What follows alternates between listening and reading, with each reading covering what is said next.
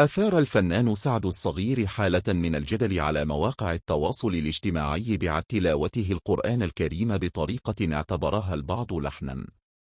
جاء ذلك خلال ظهوره ضيفا في حلقة من بودكاست كلام مبروك، الذي يقدمه الدكتور مبروك عطية، العميد السابق لكلية الدراسات الإسلامية بجامعة الأزهر وأستاذ الشريعة الإسلامية. وخلال الحلقة قام سعد الصغير بتلاوة إحدى سور القرآن الكريم، وهو ما تم توثيقه في مقطع فيديو تداولته منصات التواصل الاجتماعي على نطاق واسع. وأثارت طريقة تلاوته التي اعتبرها البعض أقرب إلى الأسلوب اللحني استياء العديد من المتابعين الذين رأوا أن ذلك لا يليق بجلال النص القرآني.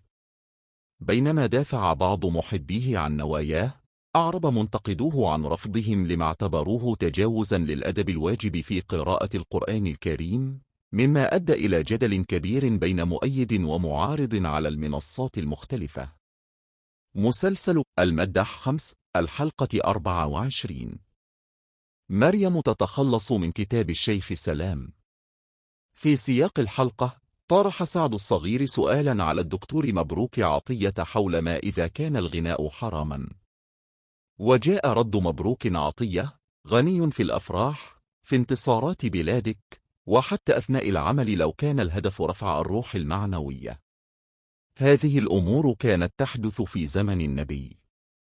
الأغاني في النهاية كلام، لو كان الكلام حسنا فهو حلال، ولو كان سيئا فهو حرام. واستقطب الفيديو تفاعلا واسعا، حيث انقسمت الآراء بين الدفاع عن الفنان باعتباره غير متخصص في التلاوة وبين انتقاد الأسلوب الذي استخدمه.